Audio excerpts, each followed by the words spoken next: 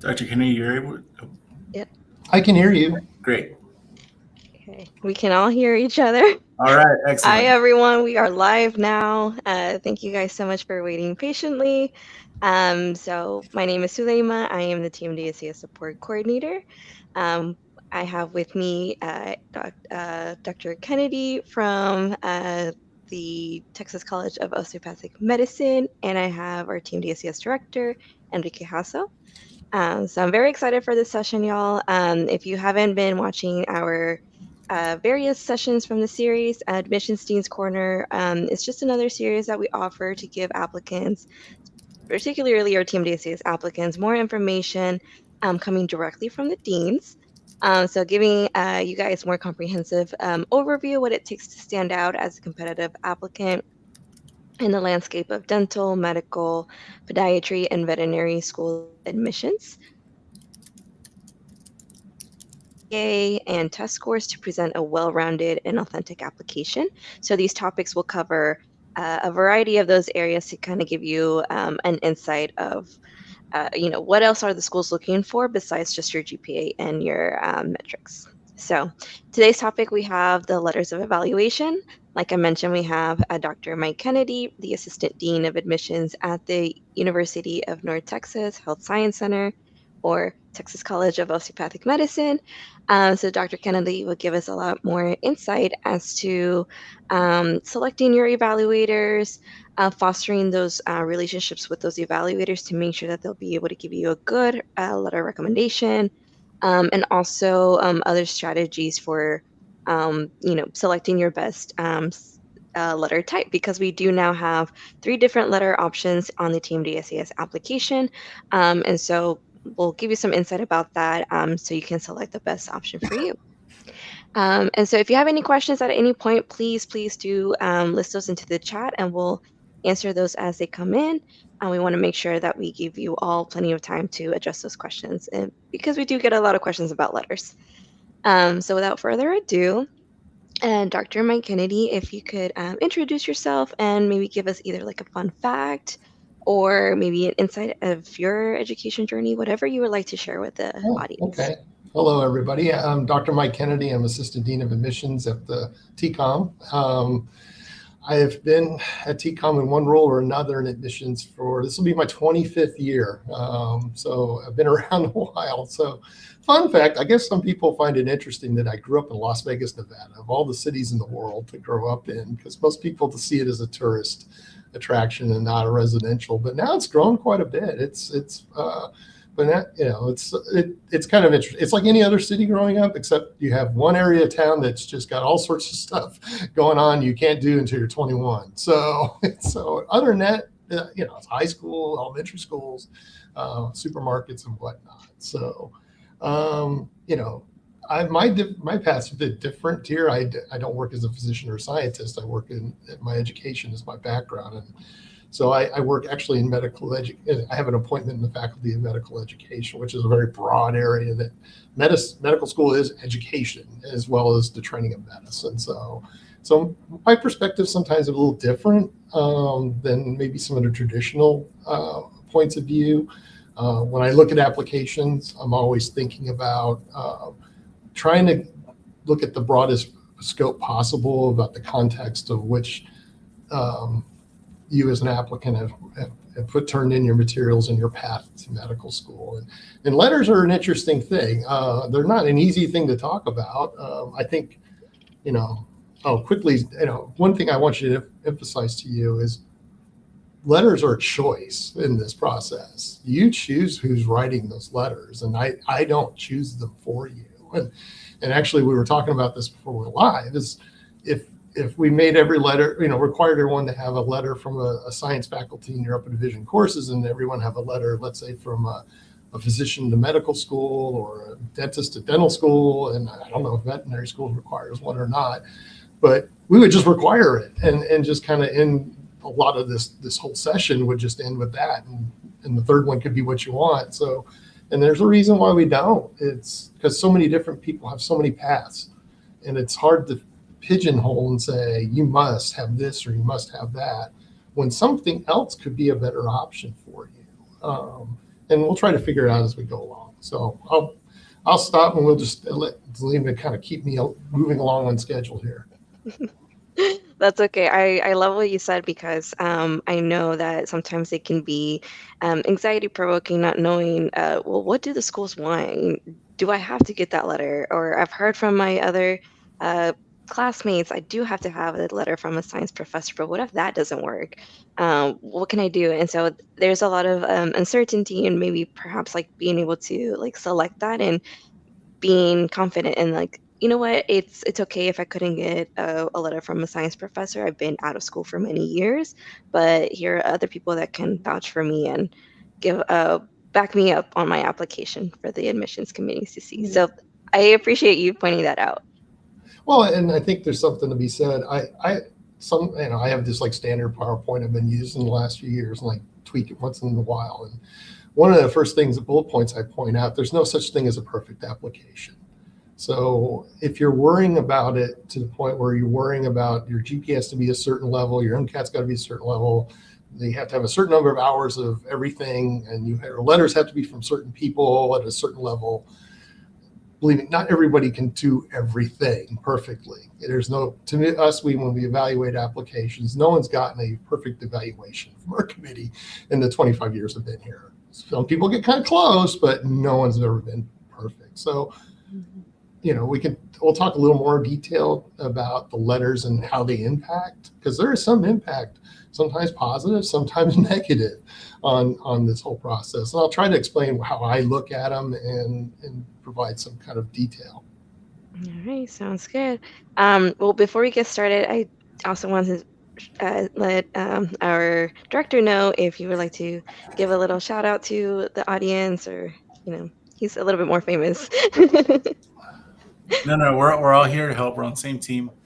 I did want to ask if I could just hijack this conversation real quick, just since we're talking about letters of evaluation.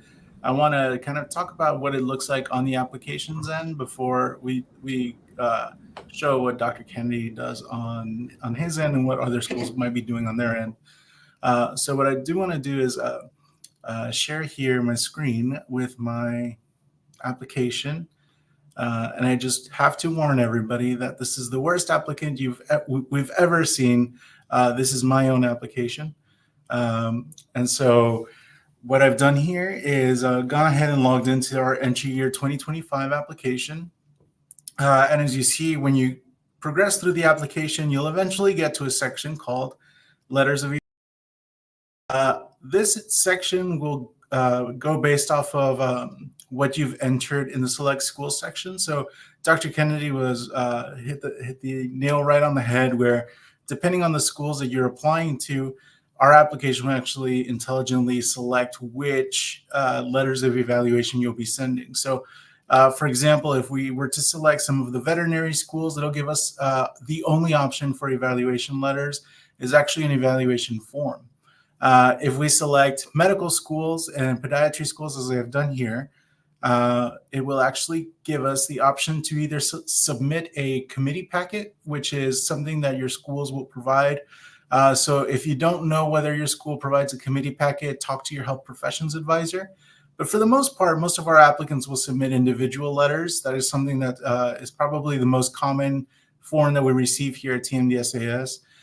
You'll go in and indicate who will be submitting the letter. So here we're going to select Professor Charles Xavier is going to be submitting my letter. The relationship to me is that they are a physician that I've shadowed. This is from my medical school application. And they opt to do the evaluation form. This is a new option that we have made available to applicants this cycle. What you'll have to do is enter the email address for your evaluator. So here it's charlesx@xmen.com. As everybody knows, I will waive my right to be able to view this letter, and I can go ahead and create the letter request. And so here we see that it's now been added up here as part of my list. You won't be able to move forward from this section until you've entered at least 3 individual letter evaluators and their information. And then what happens on after that is that it will actually grant you, your evaluators access to the evaluator portal to complete that section. If your evaluators are also uploading a letter directly to TMDSAS, that means that they've written their own letter and they just want to upload a PDF of it, they can do that. And the steps are exactly the same. It'll give them access to that portal. If your evaluators are submitting letters via Interfolio, just know that it takes about a week and a half longer than if the letters were directly uploaded to TMDSAS. And what we do here at TMDSAS is we'll check for basically 5 different things on each of the letters. Number 1, the letter has to have a date. There is a preference for our schools to have a letter that is more recent, within the past year. Number 2, we want to make sure that the letter is actually for you. So your name should be mentioned somewhere in there.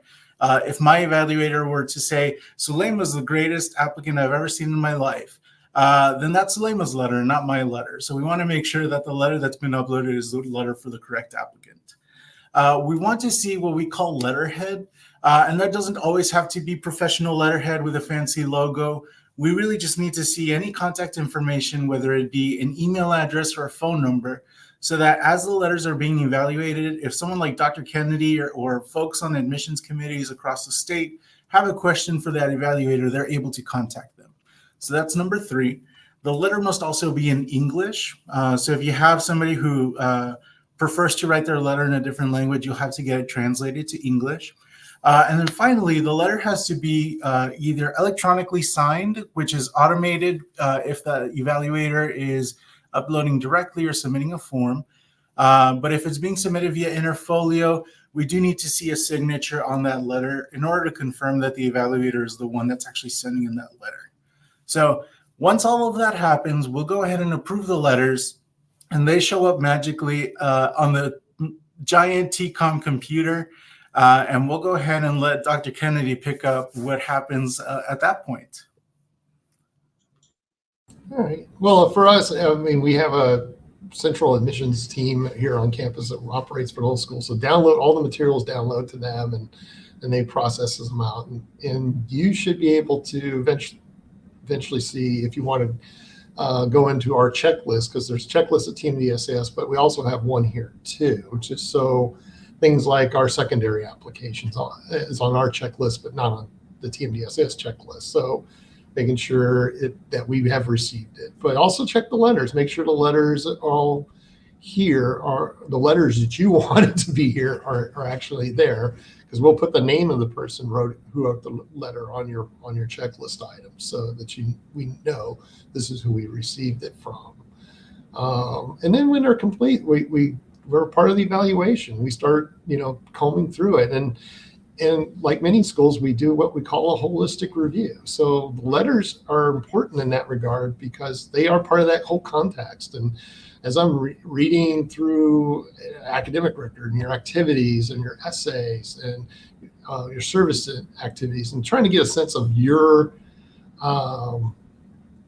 interest in medicine, why, and what you're passionate about, letters sometimes will come along as accompany the material. So let me kind of run it down real quick when I think of letters in particular. Let's say if you get a letter from an academic professor, let's say taught you biochemistry or advanced cell biology, usually those are going to be more academic driven. They're going to talk about, well, we already know what your grade is in the course. So hopefully they don't spend too much time in that, but I want to know your habits, and I may get a sense of that reading through your application if you're involved in a lot of things and you're budgeting your time well. And then I read it from a professor, somebody, another source, more of an external source now, saying how when you're in class you're engaged, when you are, that may be a leadership thing. That might feed into my evaluation of your leadership, the knowing that you're in student engaged. Someone who interacts with a professor in a very professional way. Well, that's sort of professionalism. I get that interaction. Or maybe you help students, other students in class that are kind of struggling. So that shows me service orientation. So I'm learning about different things just from a letter, not just from a letter from an academic professor. I can learn about different things about your qualities. And letters from researchers can kind of talk about your work and teamwork habits, because you're in a lab with a team. Do you come to your team meetings on time? Do you attend all your team meetings? Do you your work all time? Do you keep your station area clean? Are you insightful with your findings, and you're contributing to the effort that may lead to publication or presentation or poster? Those are things we get to learn about. Physicians also speak about what kind of questions you may ask in a clinical setting. Are these questions interesting and insightful? Are you professional in your interactions with staff, and if they're letting you in patient rooms, how are you taking care of yourself? You're not, one of the worst habits is for people, and I'm sometimes guilty of it too. You pick out your cell phone and you start playing with your cell phone in like a meeting or something, and you don't want to do that when you're shadowing. So unless I ask you to, and look up something. I've had people do that. They'll talk about how they look up something. So that's a good example. One person talked about shadowing, and he would ask him questions, and the person didn't know the answer, and he would go home. He would say, "Yeah, but he went home that night and he looked up the material, and he'd come back the next day to talk about it." And that's a habit we like to see, because that happens when you're in third year in clinical rotations. You'll be asked questions you don't know the answer to, but they want you to learn how to go get those answers and come back and discuss them. So this is why letters are important. They're valuable. And again, they provide some context that, either confirm what we kind of feel about the rest of your application. Sometimes it may be a different look to it. Sometimes negative, I hate to say it, but sometimes letters tell us some things that may be concerning to us about your overall persona.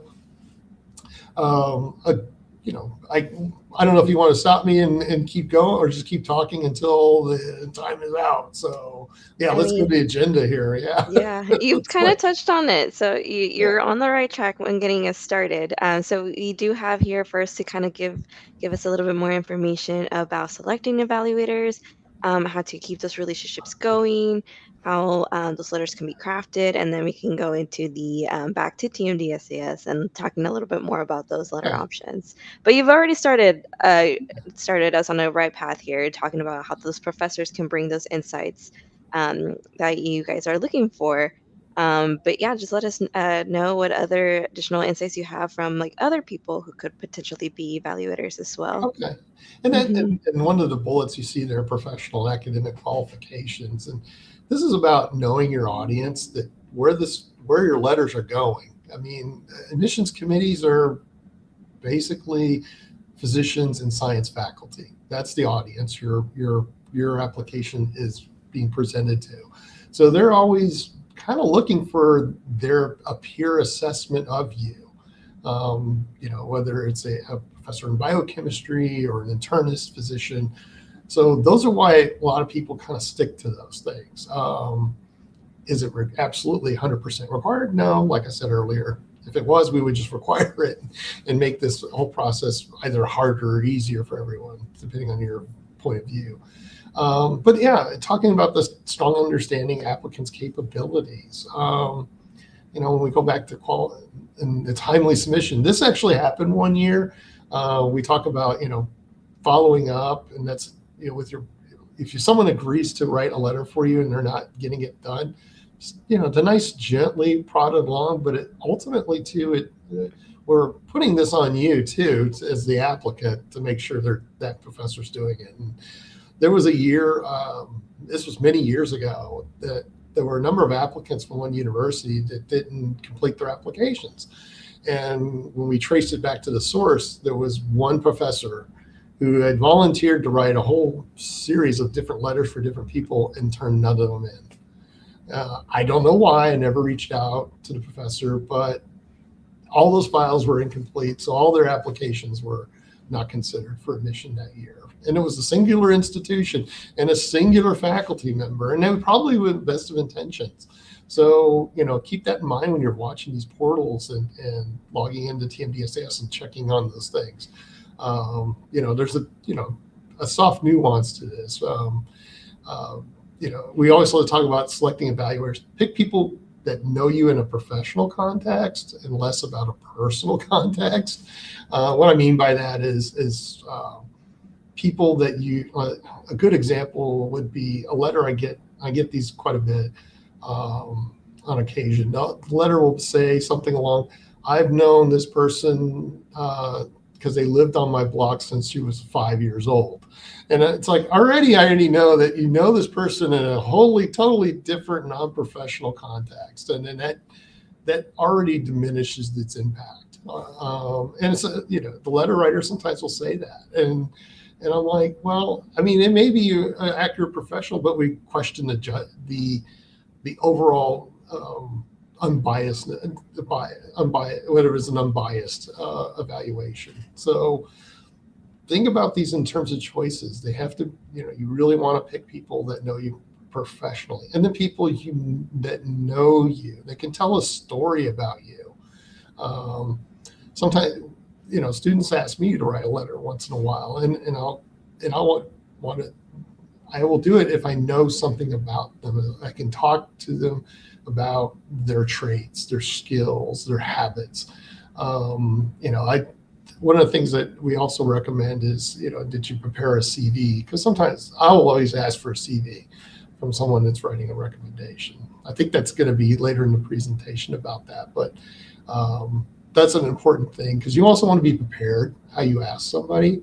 I'm a little bit on old school side, but I guess probably many letter writers are.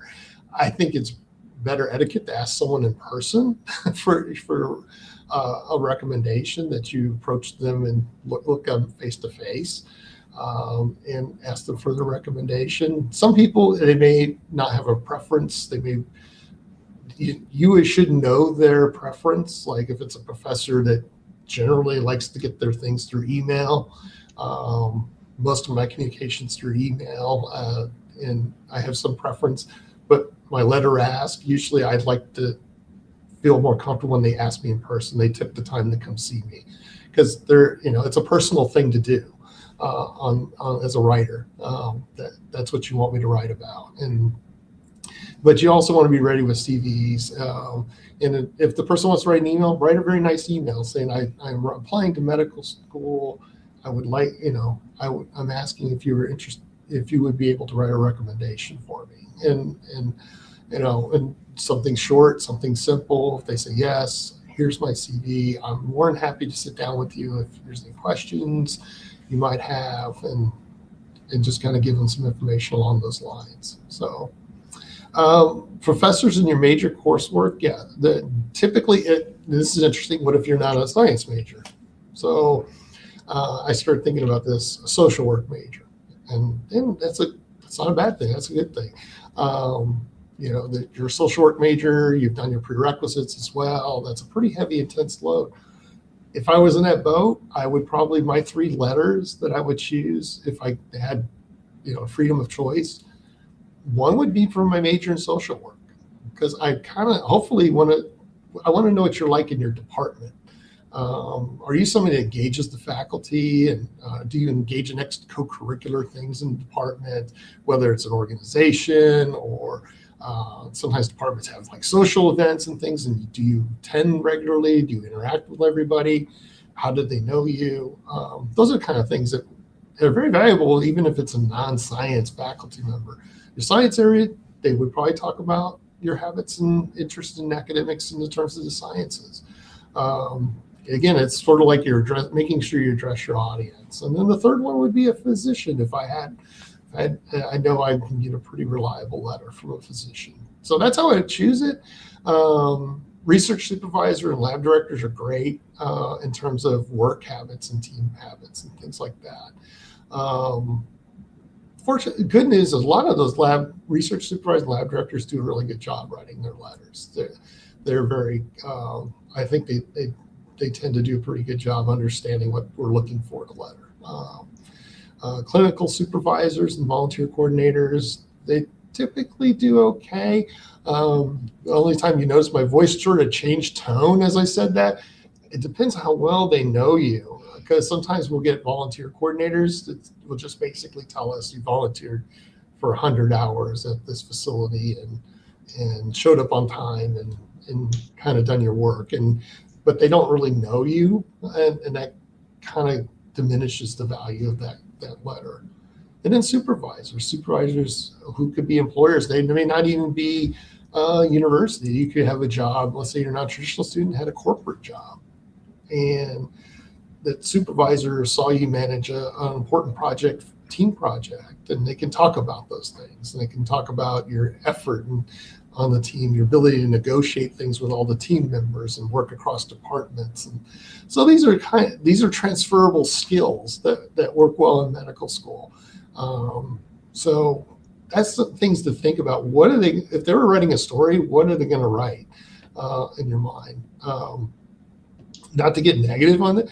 I've seen letters from professors that basically start with, the student was in my class, and they go through their courses and their attendance, and then they say that when so-and-so asked for the letter of recommendation, this was the first time they talked to me.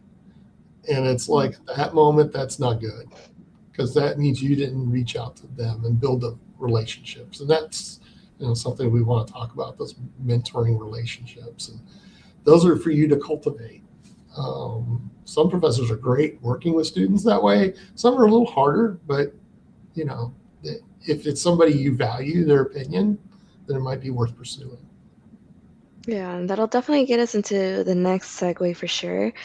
So thank you so much for going through the variety of different types of evaluators that we can reach out to. And since we're kind of on that note, I want to go ahead and share this question that we did get from Angelica Munoz. So what is the best evaluation letter you've received? I don't know the perfect answer for that, because I've received so many over the years, but I can kind of give you a quick story rundown. I had an applicant years ago. I was reading through, and it was kind of towards the end of the cycle. So, we're really reading through because we're picking the last of interviews. And there's this applicant had a kind of spotty academic record, kind of did some things to improve, but still overall spotty. Had some interesting experiences.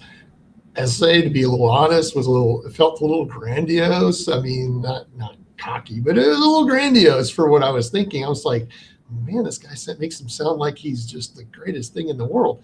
And then I got to the letters, and basically two of the letters came from his supervisors, and they were emergency room physicians. And they basically said the same thing. He's about the best thing that ever happened in the world. And they would go into excruciating detail about what his role is in their work. And they would explain that his leadership, his ability to work with patients, his intellect, his organizational skills, and these letters were fantastic. So I kind of said, all right, I'm bringing this person in, and I will tell you, we got to interview him. We went to the committee, and the committee has this whole run along discussion. We're like, well, this seems so different. The letters seem so different from the person's application. And so eventually the committee just asked me, it's like, will you reach out to the recommenders and ask them to talk? Can you talk to them? And so I did. And this is an important element of your letters of recommendation. Pick people that I am able to contact. Because I reached out to both of these recommenders, and probably in less than an hour, both of them wrote me back to set up a time to talk on the phone. And they were very quick to do it. They were just absolutely flattered that we called them. They repeated a lot of things from their letters, and they really wanted me to know that they truly believe this. And the student got admitted eventually. And that's where letters, like I said, powerful element to that. And it's like, it affirmed and gave me context of that person's abilities. And I'm excited that the student is doing well here. And I'm anxious to see their overall potential when they graduate. And they both felt, both recommenders said that this would be a person that's going to probably have a great academic career because of their skill set. And I was like, oh, that's a compliment to get. So it's a good question about the recommendations. Like I said, about people to contact you, hopefully, make, like Ricky mentioned it too, about having a contact information in a letter. It's nice to have, because sometimes we do reach out if there's something there's a question. And that's happened on it doesn't happen often, but it does happen. One other time was actually the letter wasn't very strong for the applicant, and the application was very strong, and it just didn't make sense. So eventually I did reach out to the HPAC. It was an HPAC letter, and I reached out to the school, and it was an interesting conversation. I said, it doesn't make sense. And they actually kind of went back as an HPAC and thought about it and said, yeah, you're probably right. And I was like, because it's not for me to tell you what your rating was, but because this was the last time anybody ever wrote a letter of intent that caught my attention. That was because I couldn't understand how the student was being given so much accolades from the same group that wrote such a lukewarm letter. So it just didn't fit. And that's when I reached out. But that is a rare thing to do. But I should be able to pick up the phone and call somebody or email them, and they should be able to respond back. And that's why you don't want to be careful when you're picking a hospital CEO or a member of Congress, and or a state legislator. If they know you, I don't think you want to take a political leader. And my degree's in political science, so I can say that pretty openly about that. My undergraduate degree, major. And the reason why is medical school admissions is thought of as a meritocracy. So is it the letter coming because of who you know or what you know? And at that point. So always want to be careful. Your sources should, it's nice to have people high up write wonderful letters for you, and they may know you, but sometimes the committee is more interested in what the person that they don't write a nice letter for everybody, but they want to know what that person wrote and that know you on a day-to-day basis. Yes, thank you for pointing that out, because a lot of times we get questions from our applicants wondering why their letter was rejected. And one of those reasons could be you don't have any contact information on that letter. The evaluator didn't provide that. That is something that the schools require, and it looks like we're not making that up, because sometimes you guys do go back and reach out to the evaluators if there's questions, and so that contact information has to be on that letter. So kind of, since we talked about the best evaluation letter and, a little bit of what you would consider as something close to that, are any letters that you can think of that are super generic and that they're not very helpful? Because I know I've seen a couple. Yeah, there are. I mean, it's almost like the same. We get into the habit of the professor writing basically the same letter for everybody. and being in this role for, I guess, as long as I think it's probably true for most medical school guys, most professional school people would say the same thing. Yeah, we've seen that. It's great that so-and-so has written 30 letters, but they seem like the same thing over and over. So yeah, I don't try to penalize. I wholeheartedly try not to penalize the applicant about that. In terms of what the person wrote in that context, if they just were very broad and generalist about their letters, because you didn't have control. You may not have total control what they're putting on paper or technically Word processor or on the online forum. But hopefully they will spend the time with you. I know there are some professors that are wonderful. At the beginning of the class, I hear this. I don't know them personally. They'll say at the beginning of the year, if you need a letter recommendation for medical school, please reach out to me during the semester, and I'll be glad to do it. And much accolades, because they're like, "Oh, I got to dodge that bullet. I got that professor down." So, and they're like, "I can go get the 2 others." So that happens. That's why you want to give them a CV, just to remind them, ping them about something. They may look at, because it helps me when I get one. Not that I'm not going to write and regurgitate what's in there. I just remember contextually, oh yeah, that's right. I remember, and it makes me write a little story about whenever they were this, and to make sure I also use your formal title in a position. Like if you were vice president of communications for this club, I don't just write vice president and not knowing what your role really was. And these are little prompts that help the writers out. So that's why it would be helpful.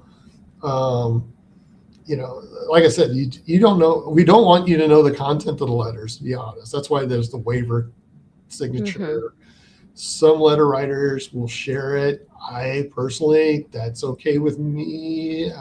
I can't stop the letter writer from sharing with you what's in there. I can tell you when you're an applicant, if you ask me what's in it, I won't tell you. So that's something I'm pretty hardcore about. You should ask your letter writer if you want to know. But it'd be bad etiquette to do, because you should trust who it is. Mm-hmm. Yeah, so definitely a good segue, and you mentioned it, fostering those relationships with those professors or whoever it is that you're reaching out to write that letter for you.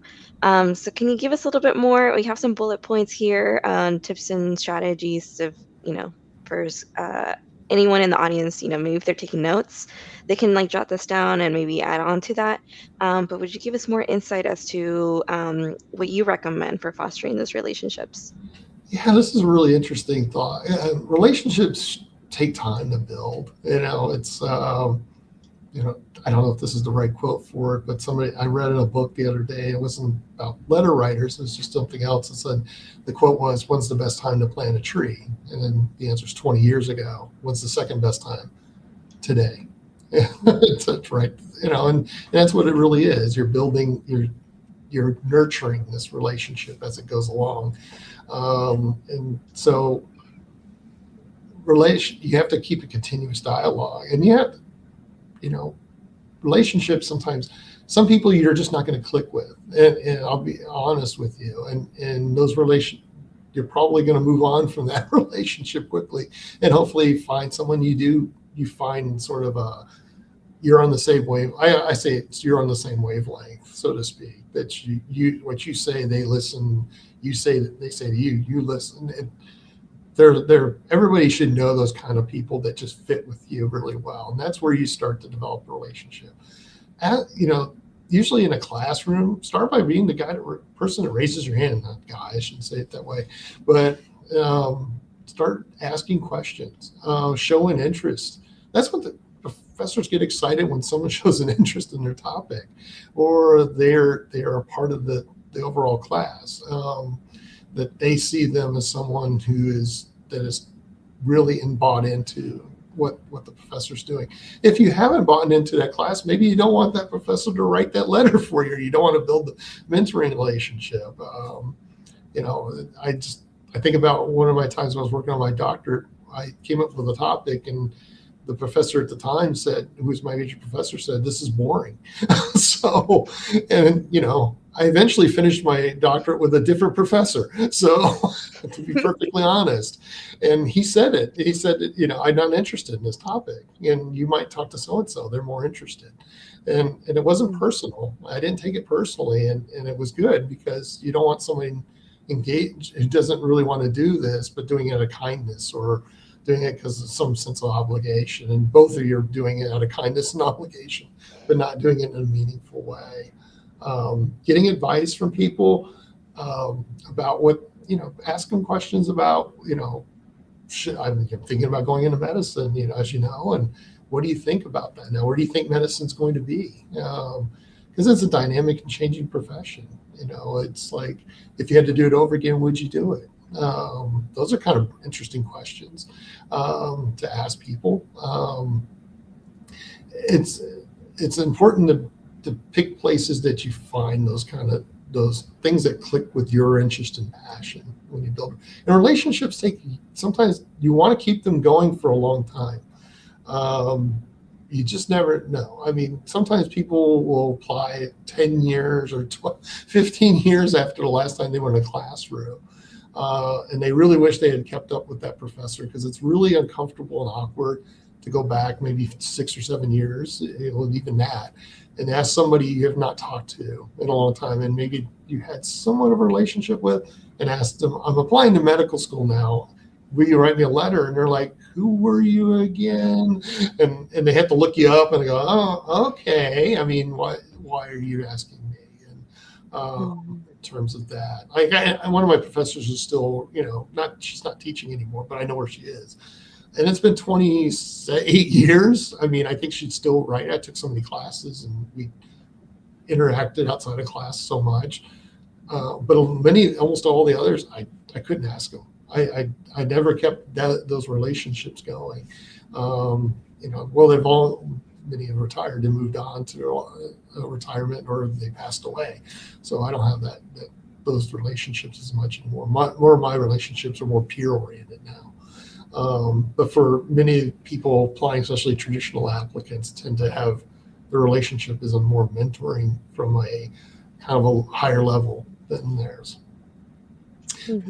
One of the tougher areas I think I thought about this morning was if you're a transfer student.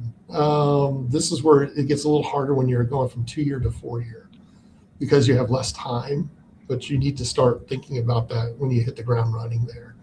To start talking to people in the department about the things, know what's going on, and hopefully you picked a place in a major that's really receptive to that. You probably should have. You probably were excited about it, but because it's harder to get when you get an academic reference from somebody back in your freshman year.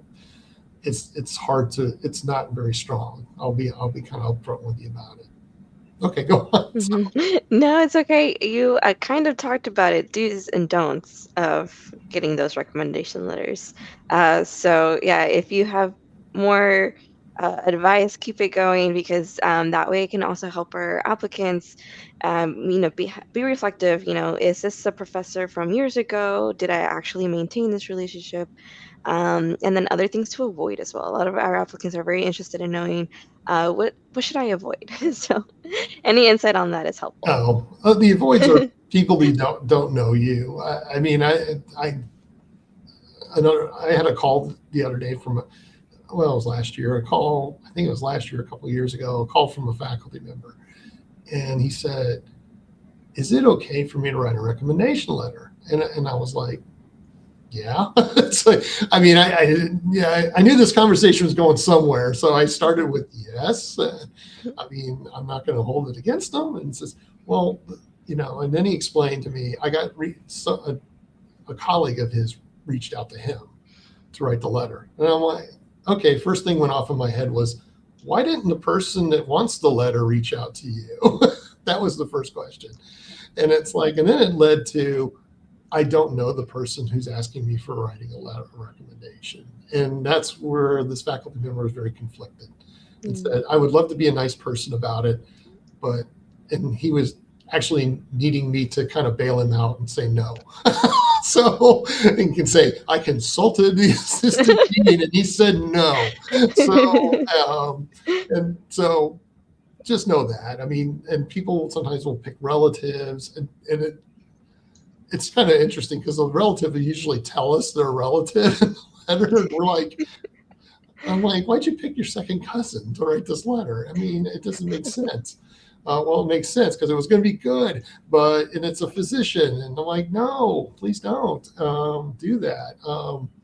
Those letters will also read like, oh, I've looked over their CV, and as you can see, and I'm like, then they're just regurgitating what's on your CV or in your application. And those are not very, very fruitful letters to themselves. And yes, always, like I said, always have your resume or CV ready to go. And I always tell it to medical students here. I mean, year one, you should be building one and keep it, because you never know when someone's going to ask for one. That's for any setting. I get asked every year for one, so I have to turn one in, even if it's the same thing as the year before. Choosing evaluators. Well, yeah, that's the pitfall. That's already the biggest pitfall. Just relying on generic and lukewarm. Like I said, most applicants don't know what's in the letter, and so that's one of the things I try not as much as I can to penalize you about.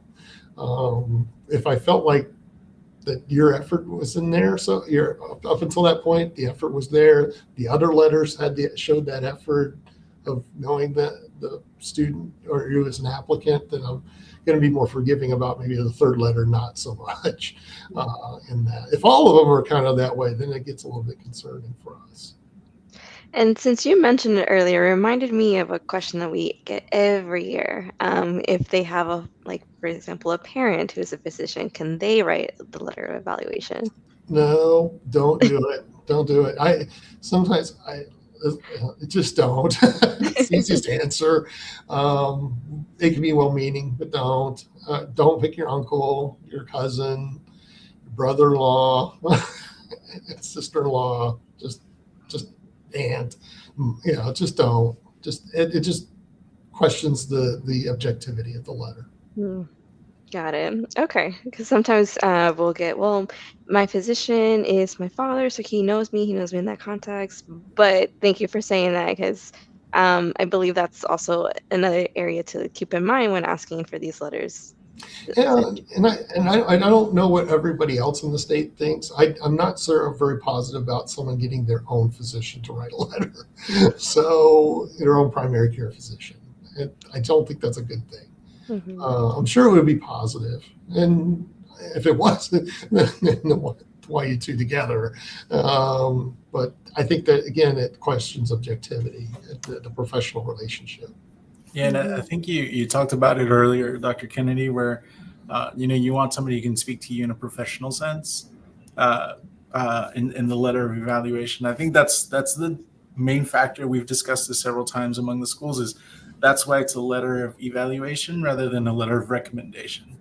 You're not recommending someone for having a position in medical school or a professional school, but rather evaluating how effective they might be as an aspiring physician.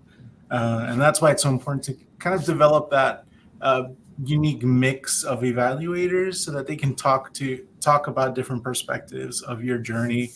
One of the things that we share is, obviously when you have an HPAC, your advisor is helping you build that narrative. And you mentioned it several times, is you want someone that can tell your story. And so when you have the HPAC, they can help you craft that story, which is why it's so helpful to have a HPAC. But if you're submitting letters individually, then it's on you to kind of figure out what story do I want to tell? What are the areas that I'm highlighting? And I think in the example you mentioned earlier about that stellar applicant who you were like, who is this? And then you see the letters and it's kind of reinforced. That applicant definitely knew what their strengths were in their application, and they knew exactly who to reach out to and who to engage to write those letters of evaluation. I think one of the great resources that we have is on the TMDSAS website, and we'll go ahead and post a link here. We have some resource pages for evaluators. So if you aren't sure if your evaluator might really know what to write, there are several amazing guides that have been generated by our partners on the national level with the AAMC, for example, about how to write a letter around core competencies. So these are different skill sets or attributes that have been kind of reverse engineered. If you're going to become a physician in 4 years, what does it look like when you're starting medical school? And they've already defined all of these different skills. So your evaluators can actually use the same language that our admissions committees are using in identifying those skill sets.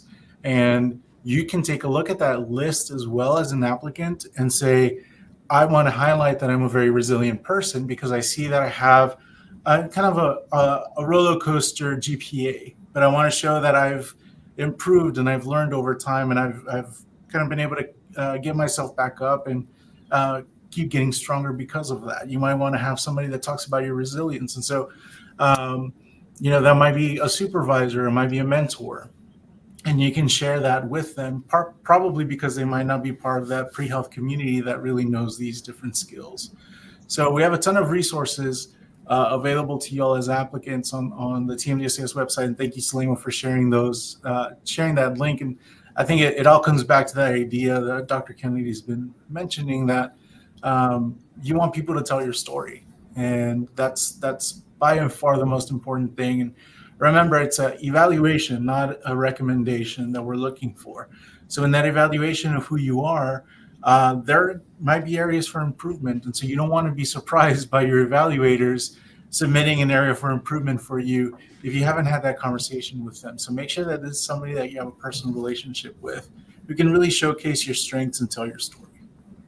Yeah, and I did want to reiterate that we do have that distinction in that evaluators page. It has been outlined because we always hear evaluation and recommendation interchangeably, but there is a distinction, and so we have also made sure that there's outline for evaluators who probably not sure what to write. They can take a look at that, and other resources available on that page. So definitely have them check that out. And so I want to make sure that we get through our question. It is related to the last part of our session. So this is regarding, is it okay to have one letter co-written by two authors? And I think this is a good segue into making that distinction of the different types of letter options that we have. I've seen them. I haven't really formed an opinion one way or the other. It's usually sometimes a professor that's a research principal investigator and a co-investigator. You worked in a lab and both of them signed the letter. I don't have a problem with that.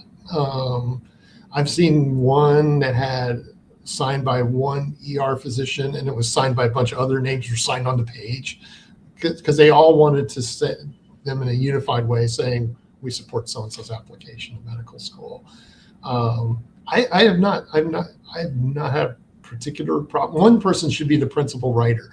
So if the others have signed on, that's okay. I mean, that's like an HPAC. So if an individual did it, that's okay. For me, as far as I'm concerned.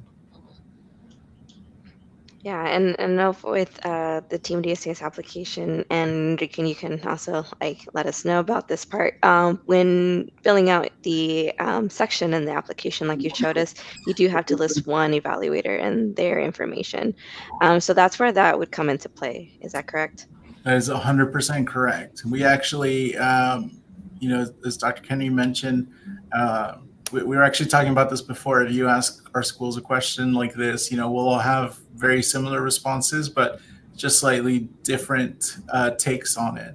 And so at TMDSAS, what we need to see is that the principal writer for that letter is the one that you've indicated on the TMDSAS section.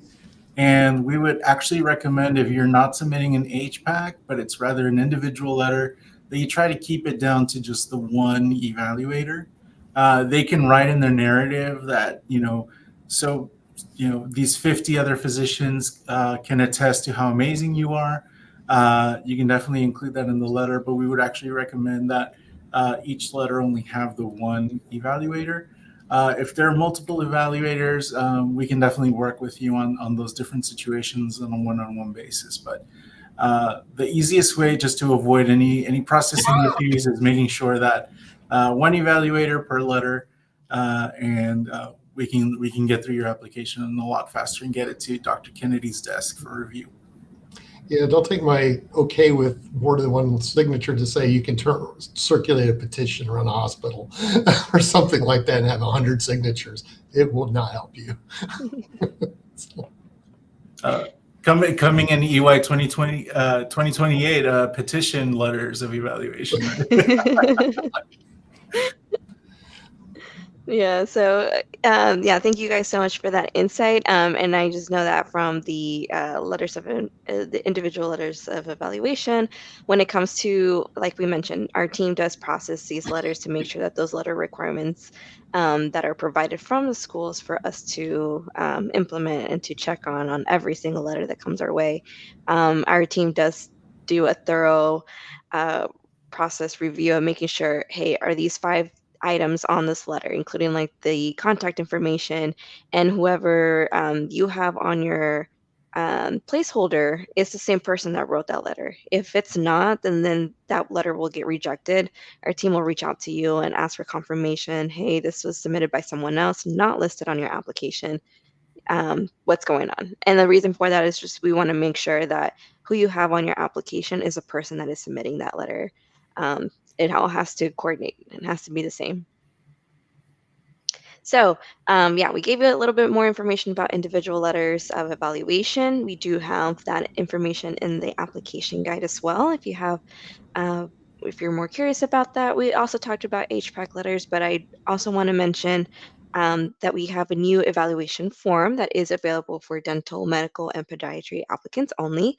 And Enrique, if you wouldn't mind sharing a little bit more about that, since it is a new option for this cycle.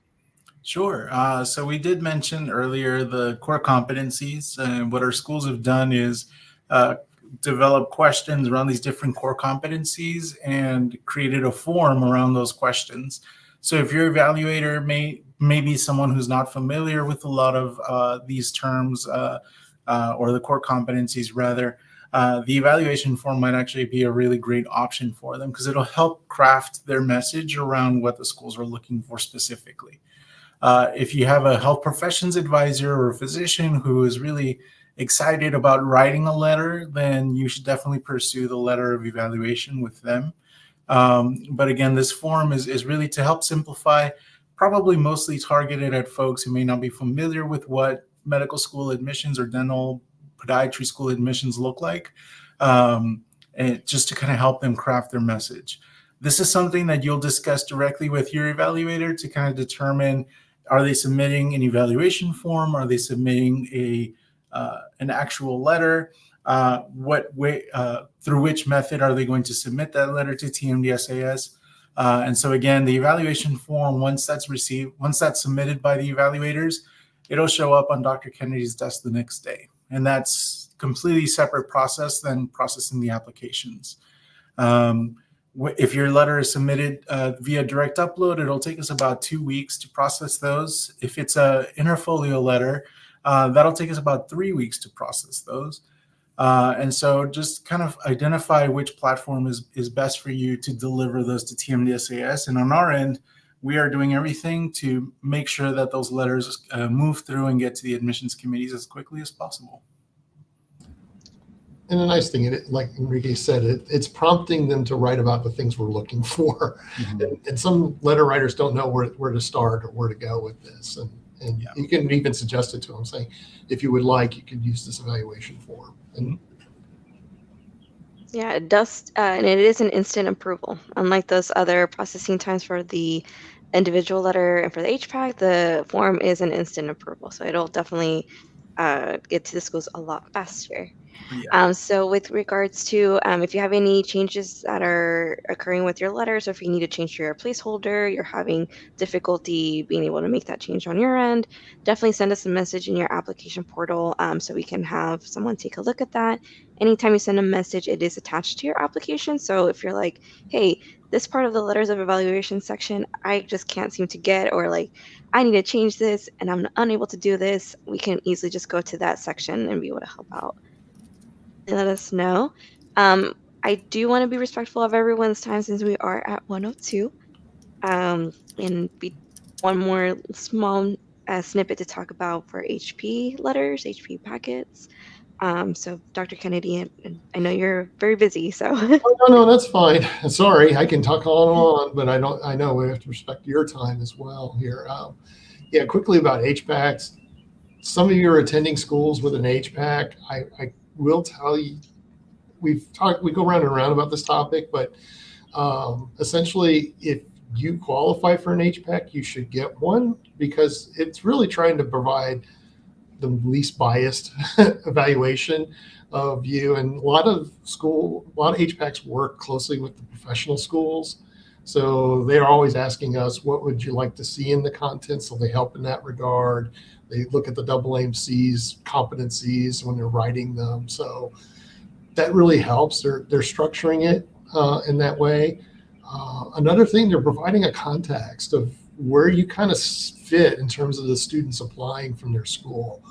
Are you that rock star or you're in the unpolished gym that you need to be looked at? And we take those seriously, those HPAC letters. If your school doesn't have one, don't panic that you didn't have one. The trick is, if you had one and you didn't use it for some reason, that sometimes you might get questioned about it. It's like, well, you won't qualify for one. Didn't you turn one in? Because sometimes the answer will be, I was too late to turn in my paperwork, and that's like, that's not good. Or you didn't finish by deadlines or something. So keep that in mind. If you're committed into the HPAC, make sure you're doing all your paperwork and everything for that. Do the interviews. Some of them had interviews and all that stuff, and make sure it's done. It could really be helpful for you. Yeah, and I can definitely testify on that part of most likely the reason they didn't opt for this option is because they were late, and I know that because advisors have told me that. Pre-health advisors have told me that when I asked them what could be a possibility where them not being able to submit one, that's the answer. They always say it's that's the reason why. And sometimes it's some schools are capped. They only write so Mhm. many. I think A&M says that they only have so many to write packets to put together. So they just say they leave a note for us when they turn it as a packet of letters or the cover paper to tell us that. Yeah.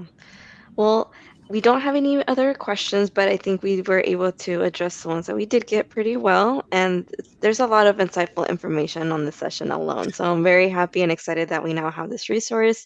This recording is available at the end of this session. So anyone who didn't quite catch all of it can come back and watch it.